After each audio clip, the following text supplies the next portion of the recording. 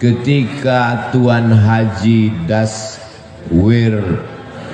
Dasril, saya ingat, cuman pura-pura aja. Orang tulisannya ada kok. Ketika Tuan Haji Dasril Sultan Bagindo berjumpa sama Buya Hamka, apa kata Buya Hamka? Bukalah rumah makan. Karena ketika orang sampai di rumah makan, yang pertama kali dikasih air minum. Rumah makan Haji Dasril, orang kalau pertama dikasih air minum, bukan macam rumah makan tempat lain, macam gurun Sahara leher tak dikasih air minum. Kasih air minum. Orang kalau dikasih air minum pasti dia menyebut nama Allah, Bismillah. Setelah kasih air minum, kasih dia makan. Setelah dia makan, pasti dia ucapkan Alhamdulillah, mengalir pahalanya. Hidup simple, rezeki datang dari Allah. Lapangkan leher orang, penuhkan lambung orang, dia bayar Alhamdulillah, tak dibayar na'udzubillah. Insya Allah rezeki melimpah ruah. Akhirnya dibukalah ini, muncullah begadang 5. Boleh tak begadang? Boleh kalau ada artinya. Begadang boleh saja kalau ada artinya. Kata Bang Roma. Yang nggak percaya terlalu. Banyak orang silap, orang salah, disangkanya rezeki itu punya dia, padahal rezeki itu punya Allah. Carilah dengan bismillah, tutuplah dengan alhamdulillah, maka rezeki melimpah ruah. Haji Dasril Sultan Bagindo contohnya. Mau percaya alhamdulillah, nggak percaya bukti sudah ada. Saudara yang dimuliakan Allah SWT, orang dulu cari rezeki itu simple, mudah. Bangun pagi, sholat subuh, ke surau, ke masjid, ke langgar, ke musola, pulang ke rumah, sarapan, pergi ke kebun. Habis itu ngelihat sawah, ngelihat kebun, kemudian sholat zuhur berjamaah. Habis itu menjelang asar pulang ke rumah. Tetap bisa dengan kumpul keluarga, tetangga, sahabat, jiran, kawan. Malamnya bisa wirid yasin, sorenya bisa datang, ada acara tahlilan bisa kumpul, silaturahim tersambung, meninggalnya husnul khotimah. Orang sekarang berangkat sebelum ayam berkokok. Ayam belum bangun, dia udah bangun. Pulangnya ayam sudah tidur, dia baru pulang. Tidak pernah jumpa tetangga, tidak pernah jumpa anak, tidak pernah jumpa kawan, tidak pernah silaturahim, semuanya online. Tapi penyakitnya offline. Pergi pagi, pulang petang, peras keringat, banting tulang, tunggang langgang, luntang lantung, sholat tinggal, puasa tinggal, silaturahim tidak, rezeki tak dapat, penyakit datang. Itu kan yang terjadi pada masyarakat sekarang. Ke masjid tak pernah, yang dicari rezeki, bolak-balik kemana-mana cari duit. Setelah duit dapat, bulat-bulat diserahkan ke dokter spesialis. Dapat duit 1 koper, dimakan tak bisa. Mau makan nasi diabetes, mau makan gulai kambing kolesterol. Apalagi sempat menikmati hidup? Tak sempat. Orang dulu hidup sederhana, rezeki luar biasa, barokah mengalir sampai mati, sempat pula membangun surau dan musola. Hari ini kita sedang belajar bagaimana mau maknai hidup. Berangkat pagi, kena macetnya 2 jam, pulang sore, macetnya 3 jam, sampai di rumah sudah teler, sholat tinggal, puasa diqadha di hari tua sudah kena mah akut, usus dipotong. Apalagi nikmat hidup, tinggal sakaratul maut, mati. Tapi begitu hidup mengurut aturan ulama, bukalah rumah makan, kasih orang minum, kasih orang makan, rezeki melimpah ruah. Tapi kalau ada hutang 555 perak, yang 5 perak mesti dibayar. Pesan Buya Hamka, 555 perak utang engkau kepada non muslim, yang 5 perak mesti kau bayar. Kenapa? Karena kalau tak kau bayar, kau akan cari dia di akhirat. Kemana kau mau mencari dia? Itu dipegang oleh Haji Dasril Sultan Bagindo sampai umur 79 tahun. Amanah, jujur, kata orang sekarang, berintegrasi, berintegritet, berjujur, amanah. 5 perak guys, 5 perak, 555 perak. Adik-adik sekarang yang muda-muda masih sempat nengok duit limper? Nggak pernah. Yang senyum berarti udah tua. Saya masih sempat beli bonbon limper 5 perak, gambar burung. Duitnya itu tidak terlalu terang. Kalau duit 100 terang dia. Duit 5 perak, 5 perak kata Buya Hamka, kalau kau curang, maka nanti kau akan membawa kecurangan itu pada hari kiamat. Itu dipegang Haji Dasril sampai hari ini. Ustadz kok tahu? Saya kan sebelum ceramah saya cari bahan duluan. Saya ngobrol-ngobrol terus maka saya kalau ketemu sama orang, banyak orang kalau ngobrol sama saya, Ustadz ternyata kalau di luar mimbar Ustadz pendiam ya. Ngapain saya ngobrol? Saya ngomongnya di pas ceramah aja. Pas nggak ceramah masa saya ceramah juga? Kalau ada orang ngomong saya dengar. Oh, perjalanan hidup yang luar biasa. Oleh sebab itu maka buah dari yang kita lihat sekarang ini adalah buah dari kejujuran. 5 perak mesti kau balikkan. Ini kadang kita dikasih orang belanja, nih 100.000, beli nasi bungkus 1 harga 15.000, 85.000 halal. Tak dibalikkan, balikkan. Ingat pesan Buya Hamka ke Haji Dasril, 5 perak. Kenapa tak kau balikkan 5 perak? Alah sikit aja kok. Gara-gara 5 perak itulah kita masuk neraka jahanam. Malunya. Kenapa dia masuk neraka? Korupsi 5 miliar. Bangga kan? Kenapa masuk neraka? Karena menggelapkan APBN. Keren kan? Kenapa masuk neraka? Karena 5 perak. Nerakanya sama pula tuh. Bukan neraka 5 miliar sama 5 perak lain. Yang 5 perak nerakanya 25 derajat Celcius.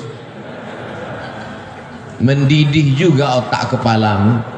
Diletakkan batu kerikil di tapak kaki, mendidih otak.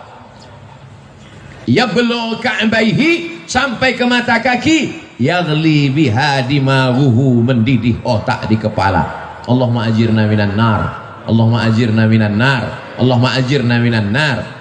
Dosa kepada Allah bisa ditebus dengan istighfar, tapi dosa hutang kepada manusia bisa? Gak bisa. Pergi kau ke Makkah nanti setelah habis Covid, menangis di pintu Ka'bah, maafkan ya Allah, 5 perak. Habis tisu setengah kotak, bisa lunas yang 5 perak. Maka aku sampaikan pada jamaah, bayarlah hutang pada tempatnya. Ustaz nyindir nih? Enggak, saya cuma ngasih tahu supaya jangan sampai kita mati su'ul khatimah. Orang yang doanya tidak dikabulkan Allah, tak diterima Allah. Mengapa doanya tak dikabulkan Allah? Mat'amuhu haram, makan haram. Masrabuhu haram, minumannya haram. Malbasuhu haram, pakaiannya haram. Kenapa? Gara-gara memakan duit orang. Ajarkan anak-anak kita jujur, ajarkan anak-anak kita berkarakter, jangan sampai dia makan. Kenapa? Apa masalah? Orang itu kesilau di luar. Itu tak masuk surga kan? Tembakkan ke orang itu jendela.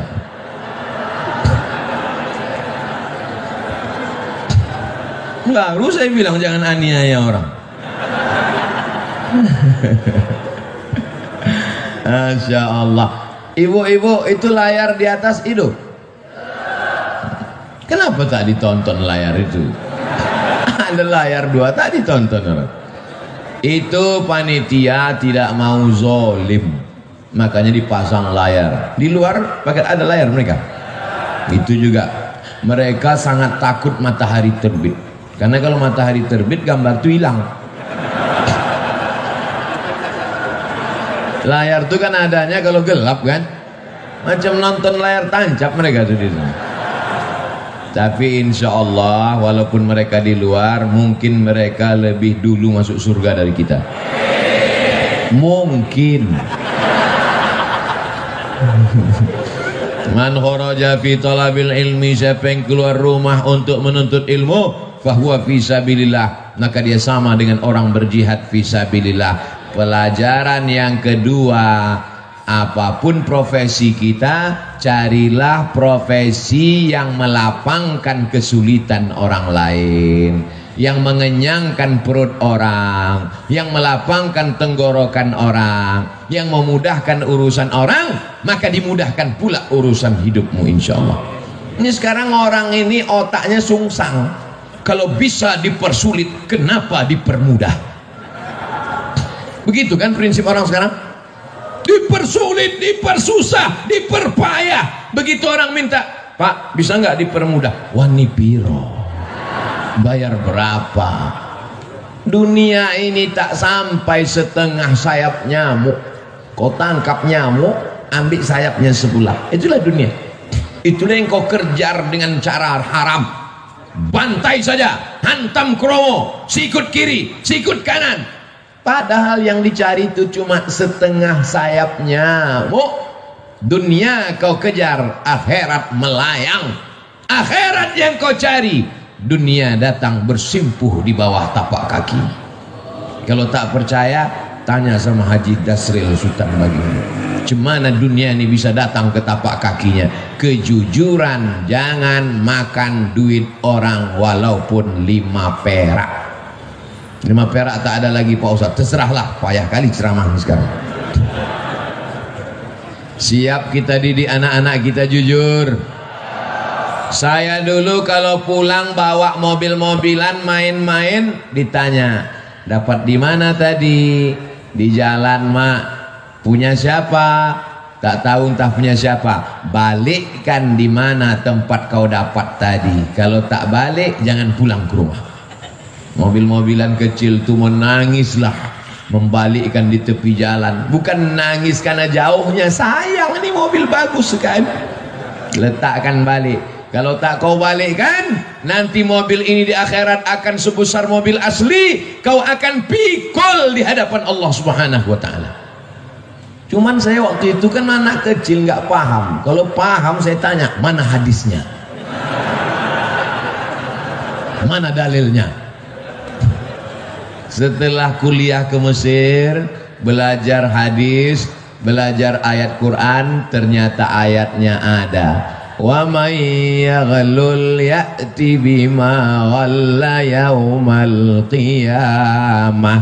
Siapa yang curang, dia akan membawa kecurangannya hari kiamat. Masuk ke rumah makan, rendang ada, gulai ada, sup ada, ayam goreng ada. Tiba-tiba bagian bawah ayam goreng itu diambil sikit, yang rendang dicolek sikit, yang jual nggak tahu. Akan kau pikul 1/4 ayam goreng hari akhirat. Kalau ada nanti di akhirat yang mikul mobil dinas plat merah, keren kan? Kalau ada nanti yang mikul APBD, APBN, keren kan? Tapi kalau yang mikul ayam goreng, malunya di akhirat. Mikul bakwan, Wa mayyalul, siapa yang curang, ya'ti bima walla yaumal qiyamah, kau akan membawa kecuranganmu pada hari kiamat. Dosamu kepada Allah, salat sunat taubat 2 rakaat, beristighfar, selesai. Tapi dosa kepada manusia bisa. Berapa banyak orang bersalah kepada Haji Dasril, entah berapa goreng ayam, entah berapa rendang sudah diseludupkan orang, pakai bungkus tisu masuk ke kantong. Rugikah dagangannya? Tumpurkah bisnisnya? Tidak. Siapa punya rezeki? Allah. Iyyaka na'budu wa iyyaka nasta'in. Selesai 2 masalah. Masuk masalah yang ketiga. Apa yang dicari dengan bisnis-bisnis ini?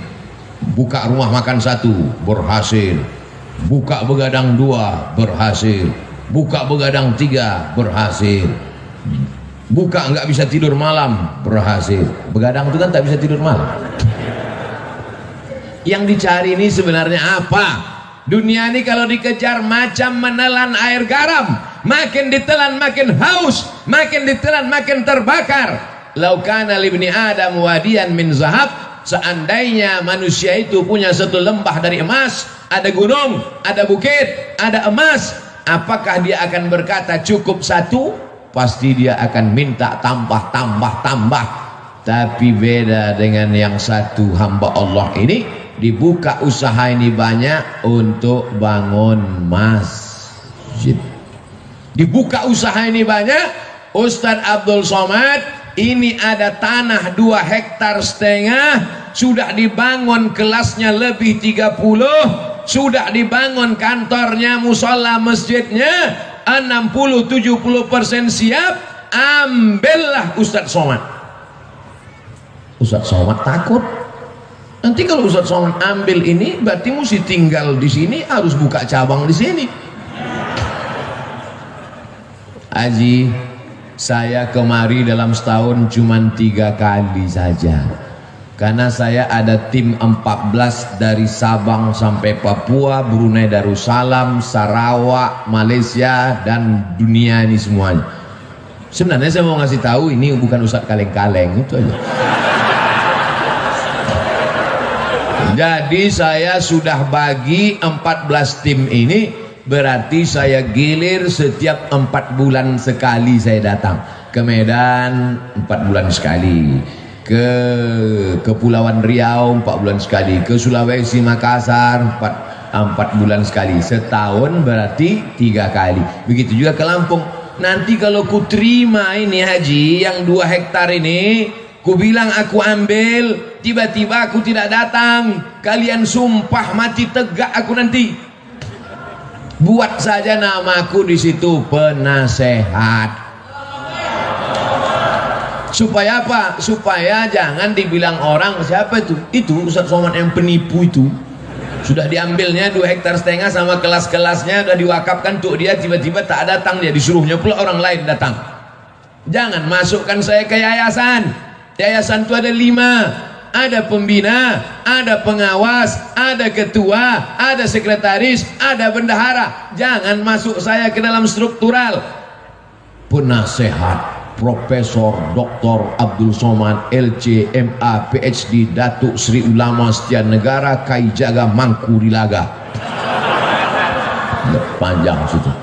Nanti kalau aku datang kemari setiap 4 bulan, kumpulkan guru-guru ini, kumpulkan orang yayasan ini, baru kita nasihati mereka.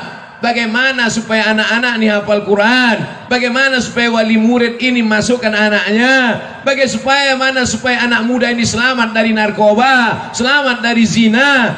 Maka kita nanti berkawan di dunia, bertetangga kita di surga insyaallah haji. Karena kalau sampai ku ambil 2 hektar ini harganya 1 meter berjuta bermiliar, datang jahat otakku nanti, datang khianatku nanti. Aku ingin jangan sampai kita rusak hubungan gara-gara harta dan materi.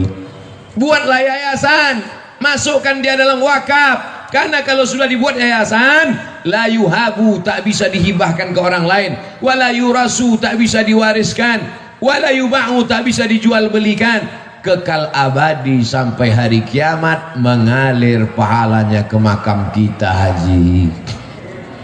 Nanti anak-anak itu akan baca Quran haji, anak-anak itu malam nanti akan tahajud di masjid itu, pagi-pagi mereka akan belajar, maka pahalanya mengalir ke makam kita haji. Itulah yang mau kita cari di dunia ini. Lapang makamku, terang kuburku, lapang pula makammu. Adapun makam jamaah ini kita belum tahu. Kalau makam kami dah selesai, makam jamaah uruslah masing-masing. Masa kami juga yang ngurus makam? Jadi banyak orang sekarang yang dipersiapkannya rumah menjelang pensiun. Alhamdulillah Pak Ustadz, saya pensiun 2 bulan lagi, tapi 100 pintu kos-kosan sudah siap. Mohon Ustadz nanti tanda tangan prasastinya ya. Padahal niatnya dalam hati mau manas-manasi saya aja. Disangkanya saya tergoda. Wih, saya tidak tergoda dengan itu, karena belum tentu kita sampai pensiun malaikat maut datang. Tapi ketika yang dibangun masjid, yang diwakafkan pesantren tahfiz Quran, itulah yang membuat saya cemburu luar biasa. La hasada illa fisnataini, tak boleh cemburu hasad kecuali pada 2 perkara. Yang pertama, rajulun atahullahu malan, ada orang yang dikasih Allah harta, dipakainya harta itu pagi, siang dan malam untuk menolong agama Allah. Itulah yang mesti kita cemburu. Adapun orang yang jadi pejabat tinggi paling lama 2 periode, itu pun kalau tak datang KPK. Adapun orang kaya karena mengejar dunia, tak perlu kita cemburu, karena rumahnya tinggal, mobilnya tinggal. Tapi kalau orang bangun masjid, masjidnya tinggal, pahalanya mengalir. Ustadz Somad, itu ada orang kaya Pak Ustadz, kondominiumnya 100 lantai ke atas, 100 lantai pula ke bawah. Di lantai bawah tuh Pak Ustadz, air semua, macam tinggal di akuarium Pak Ustadz. Saya tidak terpukau, saya tak cemburu sedikit pun, karena yang 200 lantai itu kalau dia mati tinggal. Tapi kalau dia bangun 2 hektar dengan 30 sekian kelas, dengan surau langgar musola, dengan penghafal Quran, anak hafal Quran 1 hari ngulang hafalan 2 juz, 1 bulan hatam 2 kali, setahun hatam 24 kali, anak yatim diberikan gratis. Itulah yang kita cemburu, karena kita belum bisa melakukan itu. Betul? Tapi Abdul Somad dimuliakan, dibuat penasehat Abdul Somad, selesai, dapat saya amal jariahnya. Tapi belum tentu pasti juga lagi. Ini masih dalam tahap penjajakan.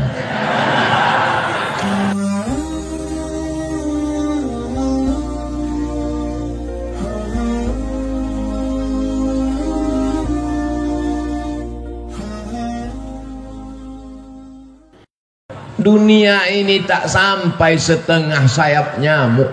Kau tangkap nyamuk, ambil sayapnya sebelah. Itulah dunia. Itulah yang kau kejar dengan cara haram. Bantai saja, hantam kromo, sikut kiri, sikut kanan. Padahal yang dicari itu cuma setengah sayap nyamuk. Dunia kau kejar, akhirat melayang. Akhirat yang kau cari, dunia datang bersimpuh di bawah tapak kaki. Allahu Rabbi wal Islam dini wa Muhammadan Rasulullah wa yaqini. Ketika Tuan Haji Dasril, saya ingat, cuman pura-pura aja. Orang tulisannya ada kok.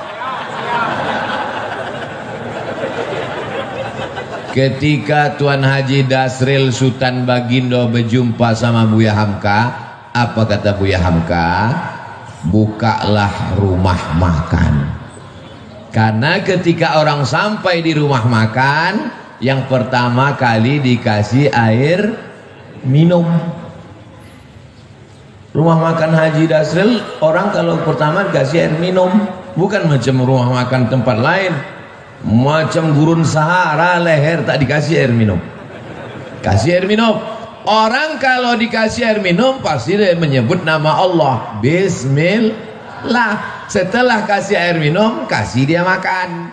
Setelah dia makan, pasti dia ucapkan Alhamdulillah, mengalir pahalanya.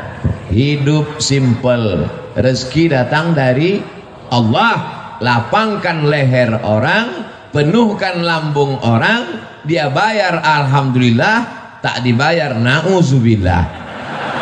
Insya Allah rezeki melimpah ruah. Akhirnya dibukalah ini, muncullah begadang 5. Boleh tak begadang? Boleh kalau ada artinya. Begadang boleh saja kalau ada artinya, kata Bang Roma. Yang nggak percaya terlalu. Banyak orang silap, orang salah, disangkanya rezeki itu punya dia, padahal rezeki itu punya Allah. Carilah dengan bismillah, tutuplah dengan alhamdulillah, maka rezeki melimpah ruah. Haji Dasril Sultan Bagindo contohnya. Mau percaya alhamdulillah, nggak percaya bukti sudah ada. Saudara yang dimuliakan Allah SWT, orang dulu cari rezeki itu simple, mudah. Bangun pagi, sholat subuh, ke surau, ke masjid, ke langgar, ke musola, pulang ke rumah, sarapan, pergi ke kebun. Habis itu ngelihat sawah, ngelihat kebun, kemudian sholat zuhur berjamaah. Habis itu menjelang asar pulang ke rumah. Tetap bisa dengan kumpul keluarga, tetangga, sahabat, jiran, kawan. Malamnya bisa wirid yasin, sorenya bisa datang, ada acara tahlilan bisa kumpul, silaturahim tersambung, meninggalnya husnul khotimah. Orang sekarang berangkat sebelum ayam berkokok. Ayam belum bangun, dia udah bangun. Pulangnya ayam sudah tidur, dia baru pulang. Tidak pernah jumpa tetangga, tidak pernah jumpa anak, tidak pernah jumpa kawan, tidak pernah silaturahim, semuanya online. Tapi penyakitnya offline. Pergi pagi, pulang petang, peras keringat, banting tulang, tunggang langgang, luntang lantung, sholat tinggal, puasa tinggal, silaturahim tidak, rezeki tak dapat, penyakit datang. Itu kan yang terjadi pada masyarakat sekarang. Ke masjid tak pernah, yang dicari rezeki, bolak-balik kemana-mana cari duit. Setelah duit dapat, bulat-bulat diserahkan ke dokter spesialis. Dapat duit 1 koper, dimakan tak bisa. Mau makan nasi diabetes, mau makan gulai kambing kolesterol. Apalagi sempat menikmati hidup?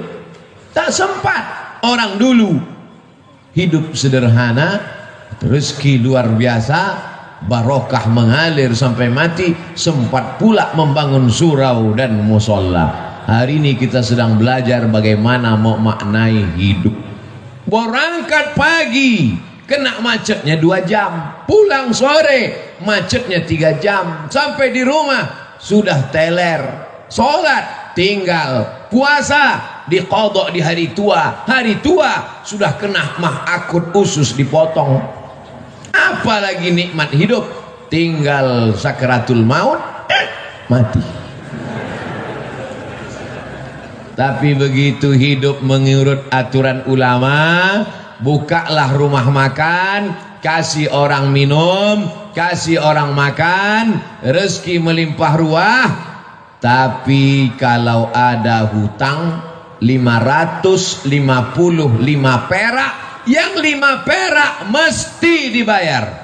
Pesan Buya Hamka, 555 perak utang engkau kepada non muslim, yang 5 perak mesti kau bayar. Kenapa? Karena kalau tak kau bayar, kau akan cari dia di akhirat. Kemana kau mau mencari dia?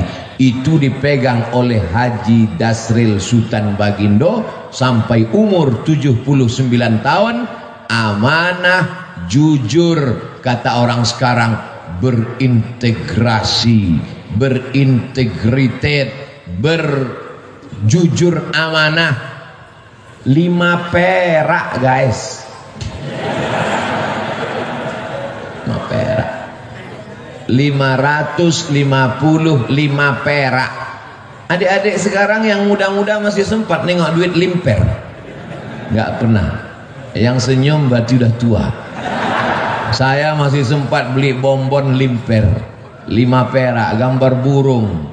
Duitnya itu tidak terlalu terang. Kalau duit 100 terang dia. Duit 5 perak, 5 perak kata Buya Hamka, kalau kau curang, maka nanti kau akan membawa kecurangan itu pada hari kiamat. Itu dipegang Haji Dasril sampai hari ini. Ustadz kok tahu? Saya kan sebelum ceramah saya cari bahan duluan. Saya ngobrol-ngobrol tuh maka saya kalau ketemu sama orang, banyak orang kalau ngobrol sama saya, Ustadz ternyata kalau di luar mimbar Ustadz pendiam ya. Ngapain saya ngobrol? Saya ngomongnya di pas ceramah aja. Pas nggak ceramah masa saya ceramah juga? Kalau ada orang ngomong saya dengar, oh perjalanan hidup yang luar biasa.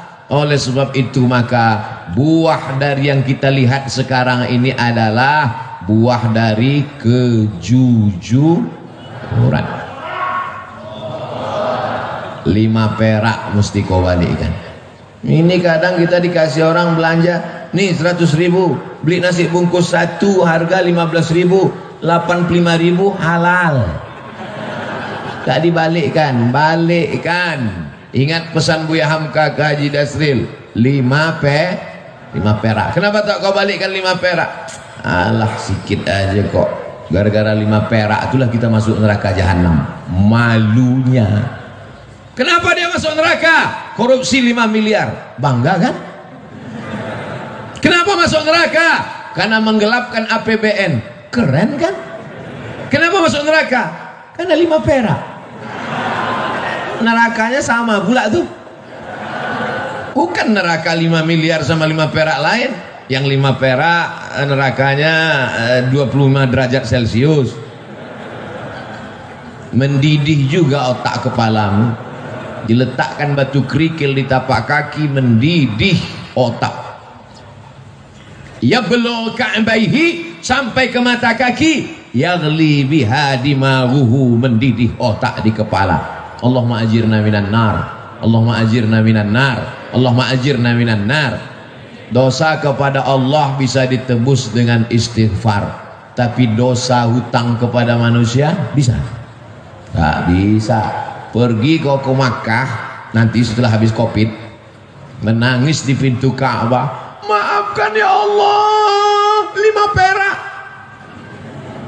Habis tisu setengah kotak, bisa lunas yang 5 perak. Maka aku sampaikan pada jamaah, bayarlah hutang pada tempatnya. Ustaz nyindir nih? Enggak, saya cuma ngasih tahu supaya jangan sampai kita mati su'ul khatimah. Orang yang doanya tidak dikabulkan Allah, tak diterima Allah. Mengapa doanya tak dikabulkan Allah? Mat'amuhu haram, makan haram. Masrabuhu haram, minumannya haram.